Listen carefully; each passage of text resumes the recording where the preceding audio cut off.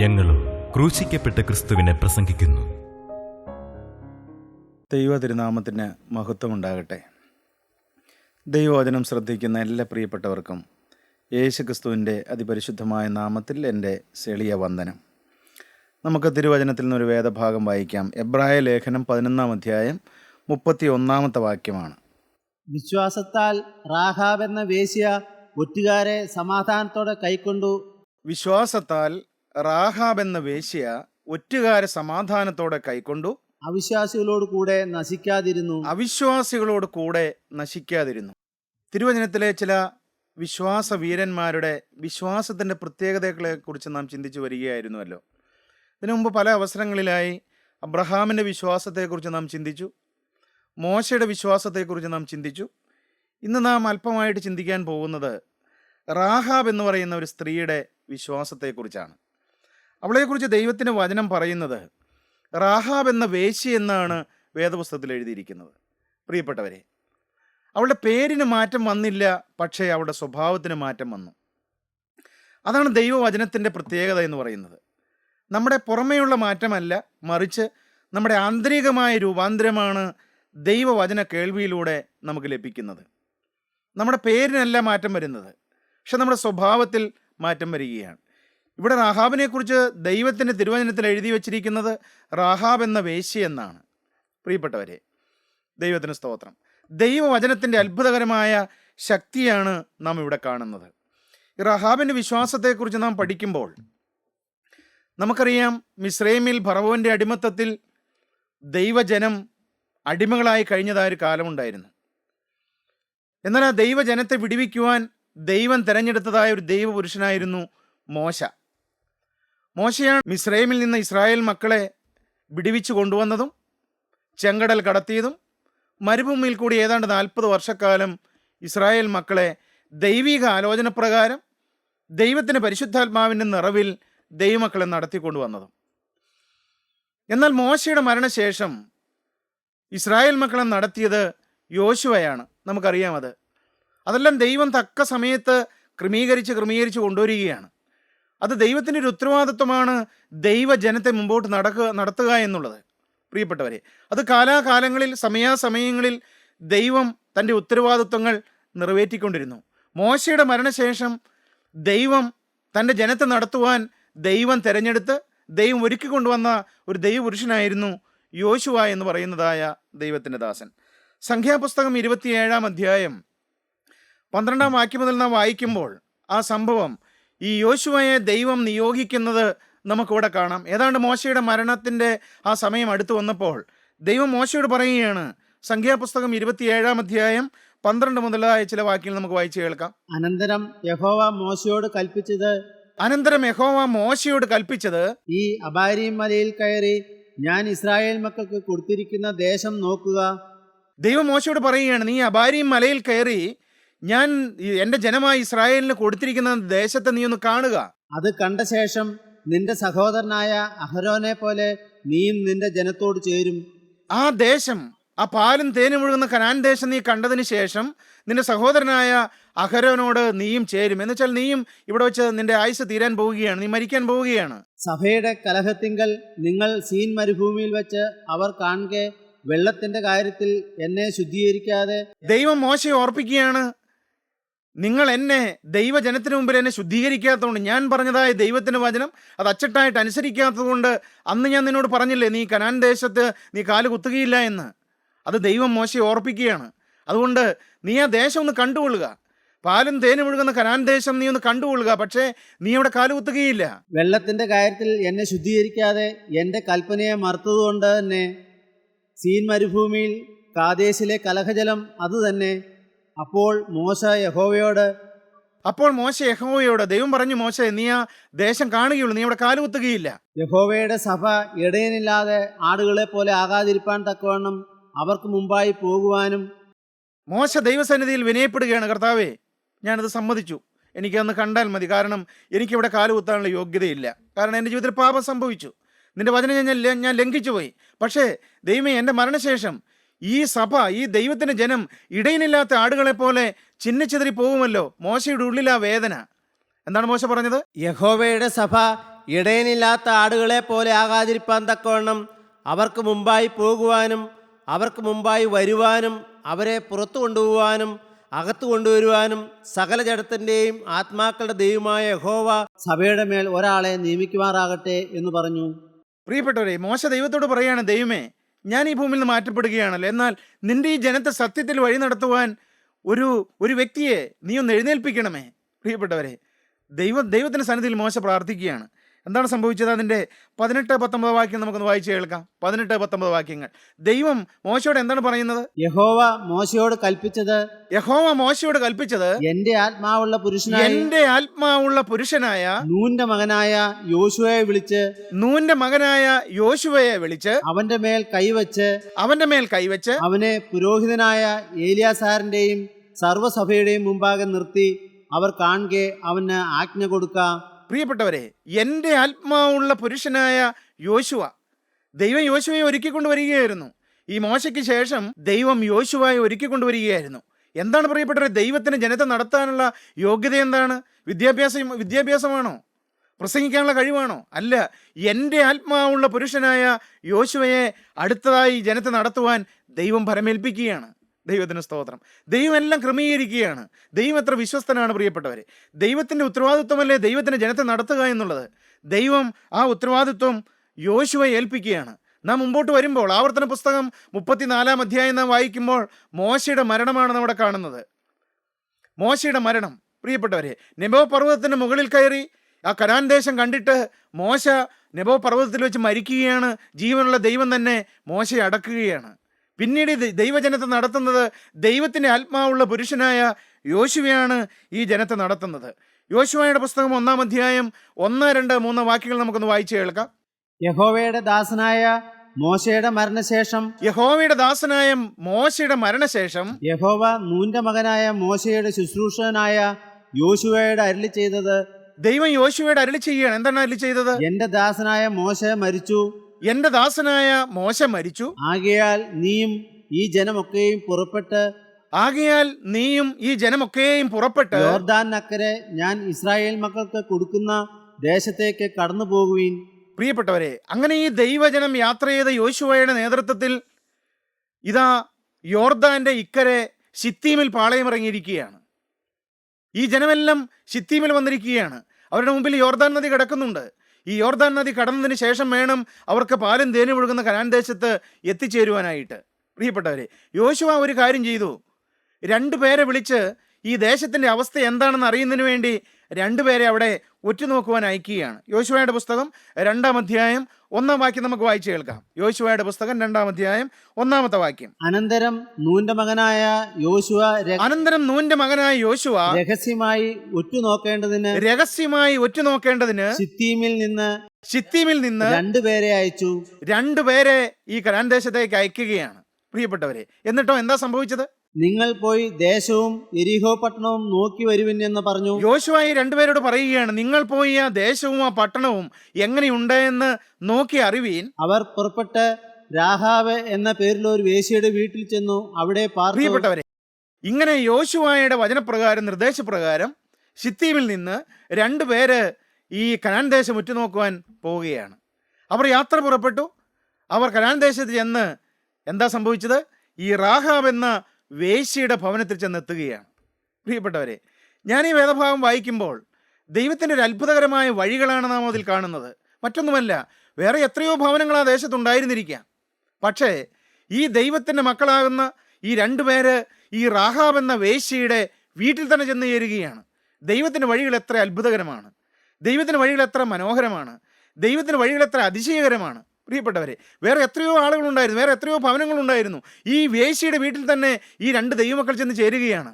ദൈവത്തിന് സ്തോത്രം. പ്രിയപ്പെട്ടവരെ, ദൈവത്തിൻ്റെ വഴികൾ എന്നും അങ്ങനെയാണ്. മനുഷ്യൻ്റെ ബുദ്ധിയിൽ മനസ്സിലാവുകയില്ല. നാം ചിന്തിച്ചാൽ ദൈവമക്കളായ 2 പേർ എങ്ങനെയാണ് ഒരു വേശ്യാസ്ത്രീയുടെ ഭവനത്തിൽ ചെല്ലുന്നത്?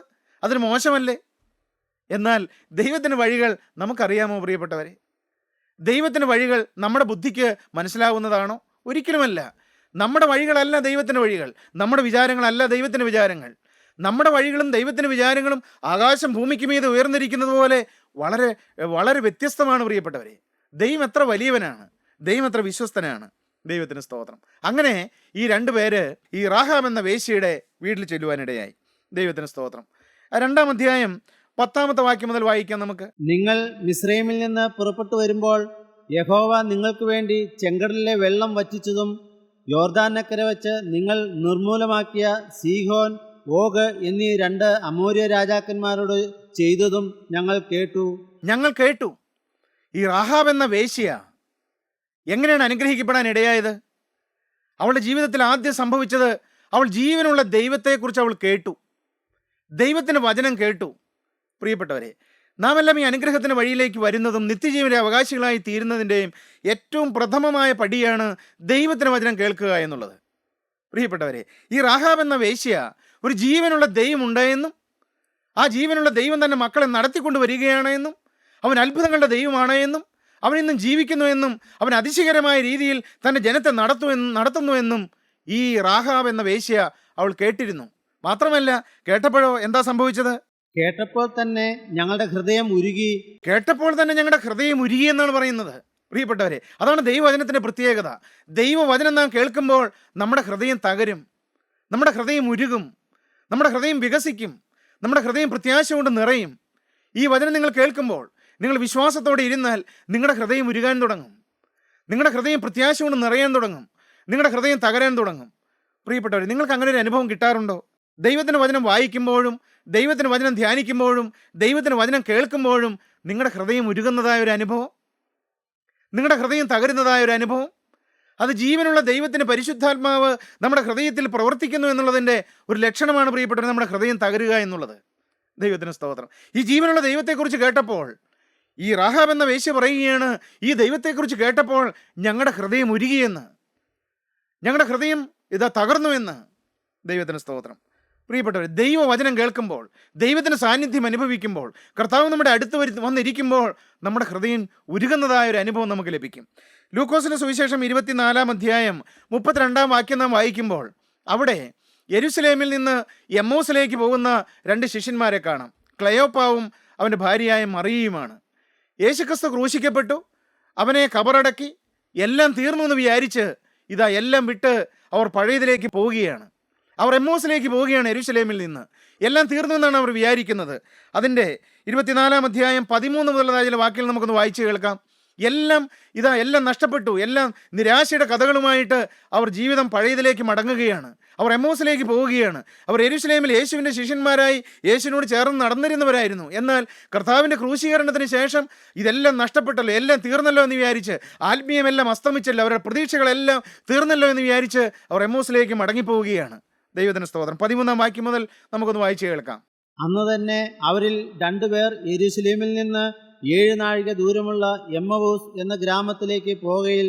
എമ്മോസിലേക്ക് ഈ ക്ലയോപ്പാവും ഭാര്യ മറിയയും യാത്ര ചെയ്യുകയാണ്. അവർ മടങ്ങിപ്പോവുകയാണ്. ഈ സംഭവിച്ചതിനെ കുറിച്ച് ഒക്കെയും തമ്മിൽ സംസാരിച്ചുകൊണ്ടിരുന്നു. തമ്മിൽ സംസാരിച്ചും തമ്മിൽ തർക്കിച്ചും തമ്മിൽ വാദിച്ചുമാണ് ഈ ഭാര്യയും ഭർത്താവും മടങ്ങിപ്പോകുന്നത്. കാരണം എന്താ? നമ്മുടെ പ്രതീക്ഷകളെല്ലാം തകർന്നല്ലോ. യേശു രാജാവായി വരും. അന്ന് അവൻ്റെ ആ രാജ്യത്വത്തിൽ നമുക്കെല്ലാം സമൃദ്ധിയായിട്ട് സന്തോഷമായിട്ട് ജീവിക്കാമെന്നുള്ള പ്രതീക്ഷയിലായിരുന്നു ഇവർ യേശുവിൻ്റെ പിന്നാലെ പോയത്. എന്നാൽ എല്ലാം തകിടം മറിഞ്ഞല്ലോ. യഹൂദന്മാർ യേശുവിനെ ക്രൂശിച്ചല്ലോ. നമ്മുടെ പ്രതീക്ഷയെല്ലാം തീർന്നല്ലോ എന്ന് വിചാരിച്ച് പല കാര്യങ്ങൾ തമ്മിൽ സംസാരിച്ചും തർക്കിച്ചും വാദിച്ചും അവർ മുമ്പോട്ട് പോവുകയാണ്. സംസാരിച്ചും തർക്കിച്ചും കൊണ്ടിരിക്കുമ്പോൾ യേശുദാനും അടുത്തു ചെന്ന് അവരോട് ചേർന്ന് നടന്നു. പ്രിയപ്പെട്ടവരെ, അവരിങ്ങനെ സംസാരിച്ച് തർക്കിച്ച് മുമ്പോട്ട് പോകുമ്പോൾ ജീവനുള്ള ക്രിസ്തു അവരോട് ചേർന്ന് നടക്കുകയാണ്. പ്രിയപ്പെട്ടവരെ, ദൈവത്തിന് സ്തോത്രം. അതിൻ്റെ 32-ാമത്തെ വാക്യം ഒന്ന് വായിക്കാം. അവൻ വഴിയിൽ നമ്മോട് സംസാരിച്ച് തിരുവെഴുത്തുകളെ തെളിയിക്കുമ്പോൾ തിരുവെഴുത്തുകളെ തെളിയിക്കുമ്പോൾ നമ്മുടെ ഹൃദയം നമ്മുടെ ഉള്ളിൽ കത്തിക്കൊണ്ടിരുന്നില്ലയോ എന്ന്. പ്രിയപ്പെട്ടവരെ, ഈ ക്ലയോപ്പാവും ഭാര്യ മറിയയും പറയുകയാണ്, അവൻ നമ്മോട് സംസാരിച്ചുകൊണ്ടിരുന്നപ്പോൾ, അവൻ തിരുവെഴുത്തുകളെ തെളിയിച്ചുകൊണ്ടിരുന്നപ്പോൾ, അവൻ നമ്മോട് ചേർന്ന് നടന്നപ്പോൾ നമ്മുടെ ഹൃദയം കത്തിക്കൊണ്ടിരുന്നില്ലയോ, നമ്മുടെ ഹൃദയം നമ്മുടെ ഉള്ളിൽ കത്തിക്കൊണ്ടിരുന്നില്ലയോ എന്നാണ് ക്ലയോപ്പാവും ഭാര്യ മറിയയും പറയുന്നത്. പ്രിയപ്പെട്ട, ദൈവത്തിൻ്റെ സാന്നിധ്യം കിട്ടുമ്പോൾ, ദൈവത്തിൻ്റെ കൃപ നാം അനുഭവിക്കുമ്പോൾ നമ്മുടെ ഉള്ളം കത്തുന്നതായ ഒരു അനുഭവം കിട്ടും. നിങ്ങൾക്ക് അങ്ങനെ അനുഭവം കിട്ടിയിട്ടുണ്ടോ? ഈ വചനം കേൾക്കുമ്പോൾ നിങ്ങളുടെ ഹൃദയം ഹൃദയം ഉരുകുന്നതായ ഒരു അനുഭവം നിങ്ങൾക്കുണ്ടോ? അതാണ് ദൈവത്തിൻ്റെ സാന്നിധ്യത്തിൻ്റെ പ്രത്യേകത, ദൈവവചനത്തിൻ്റെ പ്രത്യേകത. പ്രിയപ്പെട്ടവരെ, അത് നമുക്ക് അനുഭവിക്കാൻ കഴിയും. നിങ്ങൾ പ്രാർത്ഥിക്കുക, കർത്താവേ എനിക്ക് നിന്റെ സാന്നിധ്യം ഒന്ന് തരണമേ എന്ന്. നിന്റെ സാന്നിധ്യം ഈ ഭൂമിയിലെ ഒരു മനുഷ്യൻ്റെയും സാന്നിധ്യമല്ല പ്രിയപ്പെട്ടവരെ, ജീവനുള്ള ക്രിസ്തുവിൻ്റെ, നമ്മുടെ സൃഷ്ടാവായ ദൈവത്തിൻ്റെ ആ സാന്നിധ്യം ലഭിക്കുക നാം ആഗ്രഹിച്ചാൽ, നാം കൊതിച്ചു കഴിഞ്ഞാൽ, നാം പ്രാർത്ഥിച്ചു കഴിഞ്ഞാൽ, നാം നമ്മുടെ ജീവിതം അവന് വേണ്ടി സമർപ്പിച്ചു കഴിഞ്ഞാൽ അവൻ്റെ സാന്നിധ്യം നമുക്ക് തരും പ്രിയപ്പെട്ടവരെ. ഇത് ഏതാനും ചില ആളുകൾക്ക് വേണ്ടിയിട്ടുള്ളതല്ല. വേദനിക്കുന്ന സഹോദര, ബുദ്ധിമുട്ടുന്ന സഹോദരി, കരയുന്ന സഹോദര, നിനക്കും ഈ യേശുവിൻ്റെ സാന്നിധ്യം അനുഭവിക്കാം. അവൻ നിന്നോട് ചേർന്ന് നടക്കും, അവൻ നിന്നോട് സംസാരിക്കും. അവൻ്റെ വചനത്തിൽ കൂടിയാണ് അവൻ നമ്മോട് സംസാരിക്കുന്നത്. പ്രിയപ്പെട്ടവരെ, ഈ ജീവനുള്ള ക്രിസ്തുവിനെ കുറിച്ച് കേട്ടപ്പോൾ രാഹാബ് എന്ന വേശ്യയുടെയും ആ ദേശത്തുള്ളവരുടെയും ഹൃദയം ഉരുകിയെന്നാണ് നാം വായിക്കുന്നത്. ഒന്നാമത്, അവൾ ജീവനുള്ള ദൈവത്തെക്കുറിച്ച് അവൾ കേൾക്കാനിടയായി. രണ്ടാമത് എന്താണ്? 2-ാം അധ്യായം 11-ാമത്തെ വാക്യം നമുക്ക് വായിച്ചു കേൾക്കാം. കേട്ടപ്പോൾ തന്നെ ഞങ്ങളുടെ ഹൃദയം ഉരുകി, കേട്ടപ്പോൾ തന്നെ ഞങ്ങളുടെ ഹൃദയം ഉരുകി, നിങ്ങളുടെ നിമിത്തം എല്ലാവർക്കും ധൈര്യം കെട്ടുപോയി, നിങ്ങളുടെ നിമിത്തം എല്ലാവർക്കും ധൈര്യം കെട്ടുപോയി, നിങ്ങളുടെ ദൈവമായ യഹോവ തന്നെ മീതെ സ്വർഗത്തിലും നിങ്ങളുടെ ദൈവമായ യഹോവ തന്നെ മീതെ സ്വർഗത്തിലും താഴെ ഭൂമിയിലും ദൈവമാകുന്നു. താഴെ ഭൂമിയിലും ദൈവമാകുന്നു എന്നുള്ളതായ ഒരു വിശ്വാസം അവൾക്ക് കിട്ടുകയാണ്. പ്രിയപ്പെട്ടവരെ, ഒന്നാമത് അവൾ ദൈവത്തിന് വചനം കേട്ടു. ദൈവം, ഒരു ജീവനുള്ള ദൈവമുണ്ട്, തൻ്റെ ജനത്തെ നടത്തുന്നവനായ ഒരു ദൈവമുണ്ട് എന്നുള്ളതായ ഒരു വചനം രാഹാബ് എന്ന വേശ്യ കേൾക്കുകയാണ്. കേട്ടപ്പോൾ അവളുടെ ഹൃദയത്തിൽ ഒരു വിശ്വാസം വരികയാണ്. ഈ ദൈവമാണ് സത്യദൈവം, ഇസ്രായേലിൻ്റെ ദൈവമാണ് സത്യദൈവം, യഹോവയായ ദൈവമാണ് സത്യദൈവം, കർത്താവായ യേശുക്രിസ്തുവാണ് സത്യദൈവം എന്നുള്ള ഒരു വിശ്വാസം രാഹാബ് എന്ന വേശ്യയ്ക്ക് കിട്ടുകയാണ്. പ്രിയപ്പെട്ടവരെ, എങ്ങനെ കിട്ടിയത്? അവിടെ കഴിഞ്ഞ കാലം നോക്കിയാൽ, അവളുടെ പാരമ്പര്യം നോക്കിയാൽ, അവൾ എവിടെയാണ് താമസിക്കുന്നത്? എരിഹോ കോട്ടയുടെ മതിൽ, ആ മതിലിന് മേളിലാണ് വീട് പണിത് താമസിക്കുന്നത്. പ്രിയപ്പെട്ടവരെ, ശാപഗ്രസ്തമായ ഒരു ദേശം. എന്നാൽ ഇവളോ ദൈവത്തിന് ഇവൾക്കൊരു വിശ്വാസം ലഭിക്കുകയാണ്. സത്യമായിട്ടൊരു ദൈവമുണ്ട്, ഈ ദൈവം തന്നെയാണ് സത്യദൈവം. അവൾക്കൊരു വിശ്വാസം കൃപയാൽ ലഭിക്കുകയാണ്. പ്രിയപ്പെട്ടവരെ, ഒരു വിശ്വാസം അവൾക്ക് കിട്ടുകയാണ്. ദൈവത്തിന് സ്തോത്രം. 1-ാം വചനം കേട്ടു, 2-ാം വചനം വിശ്വസിച്ചു. ദൈവത്തിന് സ്തോത്രം. 3-ാമത് എന്താണ് അവൾ ചെയ്തത്? വീണ്ടും യോശുവയുടെ പുസ്തകം 2-ാം അധ്യായം 17 മുതലുള്ളതായ വാക്യം നമുക്കൊന്ന് വായിച്ചു കേൾക്കാം. ഈ ഒറ്റുനോക്കുവാൻ വന്നതായ ഈ 2 പേര്, അവർ ഈ ദേശത്തെ ഒറ്റുനോക്കിയിട്ട് മടങ്ങിപ്പോവുകയാണ്. ആ മടങ്ങിപ്പോയപ്പോൾ ഇവൾ എന്താണ് ചെയ്തത്? ഇവളോട് എന്താണ് പറഞ്ഞത്? അവർ അവളോട് പറഞ്ഞത്, ഞങ്ങൾ ഈ ദേശത്ത് വരുമ്പോൾ നീ ഞങ്ങളെ ഇറക്കിവിട്ട ഈ കിളിവാതിൽക്കൽ ഈ ചുവപ്പ് ചരട് കെട്ടുകയും നിന്റെ അപ്പനെയും അമ്മയെയും സഹോദരന്മാരെയും. പ്രിയപ്പെട്ടവരെ, ഈ ഒറ്റുനോക്കുവാൻ വന്നതായ ഈ 2 ദൈവമക്കൾ രാഹാബിൻ്റെ വീട്ടിൽ നിന്ന് മടങ്ങിപ്പോവുകയാണ് യോശുവയുടെ അടുക്കിലേക്ക്. അപ്പോൾ അവർ ഒരു കാര്യം പറഞ്ഞു. ഈ 2 ഒറ്റുകാരെ അവൾ സമാധാനത്തോടെ ഇത് അവളെ കിടിവാതിൽ കൂടി ഇറക്കി വിടുകയാണ്. അപ്പോൾ ഈ ദൈവമക്കൾ അവളോട് പറഞ്ഞു, നീ ഒരു കാര്യം ചെയ്യണം. ഞങ്ങൾ ഈ ദേശത്തെ ജയിച്ചടക്കി ഈ ദേശത്തെ നശിപ്പിക്കുന്നതായൊരു സമയത്ത് നിനക്ക് രക്ഷപ്പെടണമെങ്കിൽ നീ ഒരു കാര്യം ചെയ്യണം. ഞങ്ങളെ ഇറക്കി വിട്ടതായ ഈ കിളിവാതിലിൽ നീ ഒരു കാര്യം ചെയ്യണം. എന്താണ്?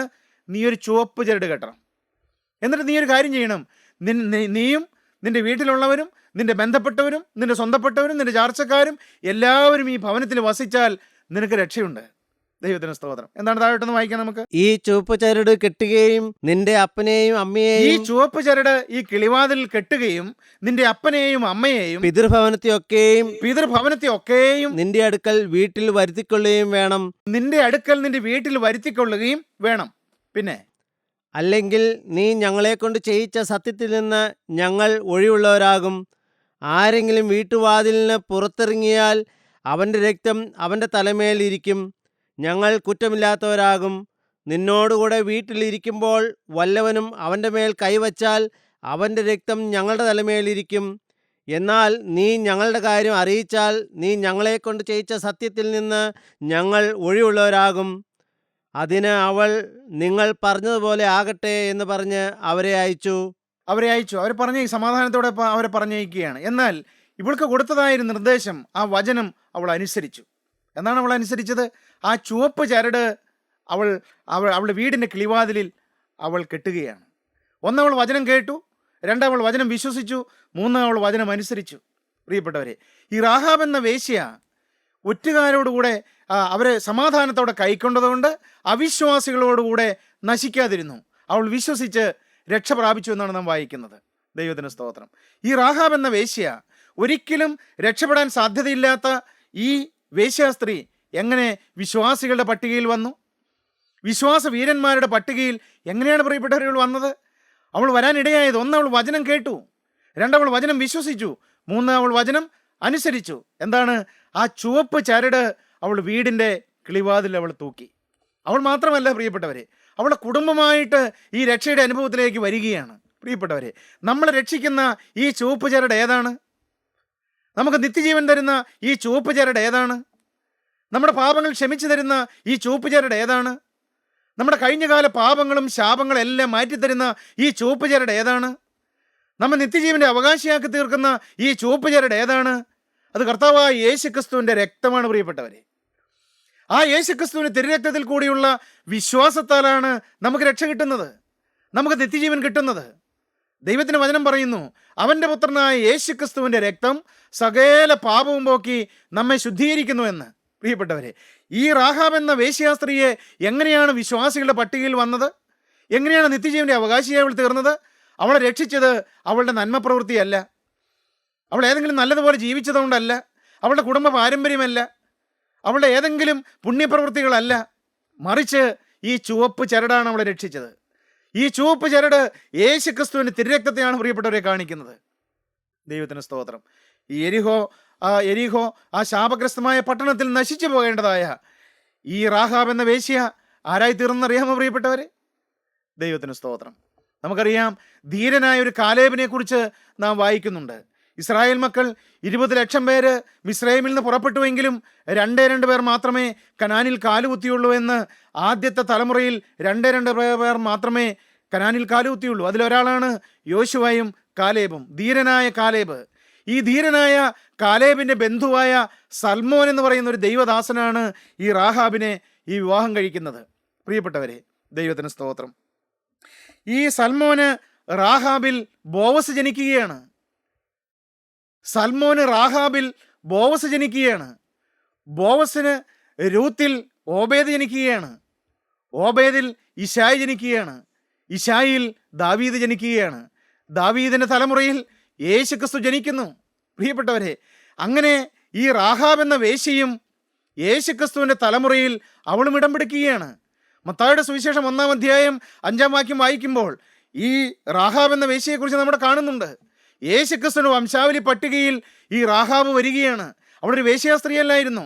ജീവിതം നശിപ്പിച്ച് കളഞ്ഞവളല്ലേ, ജീവിതം മ്ലേച്ഛതയിൽ കളഞ്ഞവളല്ലേ, ജീവിതം ശാപഗ്രസ്തമായി പോയതല്ലേ. എന്നാൽ പ്രിയപ്പെട്ടവരെ, അവളെ രക്ഷിച്ചത് എന്താണ്? അവളെ യേശുക്രിസ്തുവിന്റെ വംശാവലിയിൽ പെടുത്തിയത് ആരാണ്? യേശുക്രിസ്തുവിന്റെ രക്തമാണ് പ്രിയപ്പെട്ടവരെ. ദൈവത്തിന് സ്തോത്രം. ഈ കൂട്ടായ്മയ്ക്ക് എന്ന് നിങ്ങളെ ഉയർത്തി കാണിക്കുവാനുള്ളത് മറ്റാരെയുമല്ല, മറ്റൊന്നിനെയുമല്ല, കാൽവറിയിൽ മരിച്ചുയർത്തെഴുന്നേറ്റ് ഇന്നും ജീവിക്കുന്നവനായ യേശുക്രിസ്തുവും അവൻ ക്രൂശിൽ ചൊരിഞ്ഞതായ തിരുരക്തവും. ഈ തിരുരക്തത്തിൽ കൂടിയാണ് നമുക്ക് പാപക്ഷമ ലഭിക്കുന്നത്. ഈ തിരുരക്തത്തിൽ കൂടിയാണ് നമ്മുടെ ശാപങ്ങൾ മാറുന്നത്. ഈ തിരുരക്തത്തിൽ കൂടിയാണ് നമ്മുടെ രോഗസൗഖ്യം കിട്ടുന്നത്.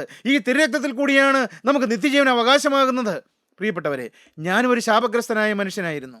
ദൈവത്തിന് സ്തോത്രം. ശാപത്തിന് കീഴിൽ അമർന്നുപോയൊരു കുടുംബമായിരുന്നു എൻ്റെ കുടുംബം. എന്നാൽ ഈ കൂട്ടായ്മയിൽ വന്ന് ദൈവത്തിന് മാറ്റമില്ലാത്ത വചനം കേട്ട് യേശുക്രിസ്തുവിൻ്റെ കാൽവറിയിലെ പരമയാഗത്തിലും അവൻ്റെ പരിശുദ്ധമായ തിരുരക്തത്തിലും വിശ്വസിച്ച് എൻ്റെ ജീവിതം ഞാൻ ഈ യേശുവിന് വേണ്ടി സമർപ്പിക്കുവാൻ കഴിഞ്ഞതുകൊണ്ട്, ഈ യേശുക്രിസ്തുവിനെ രക്ഷിതാവും കർത്താവുമായി സ്വീകരിച്ചതുകൊണ്ട് എൻ്റെ ശാപങ്ങളെല്ലാം എൻ്റെ കർത്താവ് മാറ്റിത്തന്നു. പ്രിയപ്പെട്ടവരെ, എൻ്റെ കഴിഞ്ഞകാല പാപങ്ങളെല്ലാം അവൻ ക്ഷമിച്ചു തന്നു. ഞാൻ നല്ലവനായതുകൊണ്ടല്ല, എൻ്റെ കഴിഞ്ഞകാലം നല്ലതായിരുന്നില്ല, എൻ്റെ കഴിഞ്ഞകാലം മ്ലേച്ഛത നിറഞ്ഞതായിരുന്നു. ഞാൻ പ്രകടമായ പാപങ്ങളിലേക്കൊന്നും പോയില്ലായിരുന്നു. എൻ്റെ ഹൃദയം ചീഞ്ഞു നാറുന്ന ശവക്കല്ലറയ്ക്ക് തുല്യമായൊരു ജീവിതമായിരുന്നു എൻ്റേത്.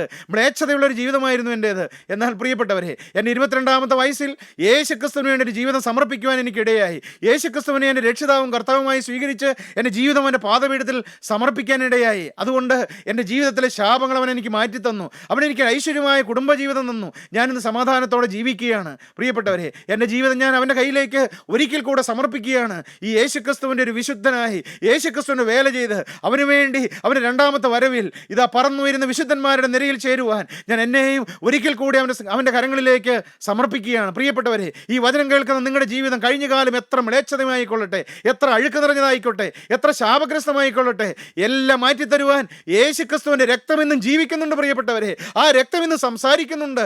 ഹാബേലിൻ്റെ രക്തത്തെക്കാൾ ഗുണകരമായി സംസാരിക്കുന്ന യേശുക്രിസ്തുവിൻ്റെ പുണ്യാഹ രക്തമാണ് ഈ വചനത്തിൽ കൂടി നിങ്ങളുടെ ഹൃദയങ്ങളോട് സംസാരിക്കുന്നത്. നിങ്ങൾ ആരെല്ലാം യേശുക്രിസ്തുവിന്റെ ക്രൂശിലേക്ക് വരുന്നുണ്ട്, നിങ്ങൾ ആരെല്ലാം ക്രൂശിലേക്ക് നോക്കുന്നുണ്ട്, ആരെല്ലാം യേശുക്രിസ്തുവിനെ വിളിച്ചപേക്ഷിക്കുന്നുണ്ട്, ഈ റാഹാബ് എന്ന വേശ്യ ഒറ്റുകാര് സമാധാനത്തോടെ കൈക്കൊണ്ടതുകൊണ്ട്, ദൈവത്തിൻ്റെ വചനം കൈക്കൊണ്ടതുകൊണ്ട്, ദൈവത്തിൻ്റെ വചനം അനുസരിച്ചതുകൊണ്ട് അവർ ഇതാ പ്രിയപ്പെട്ടവരെ നിത്യജീവന്റെ ഓഹരിക്കാരായി തീർന്നു.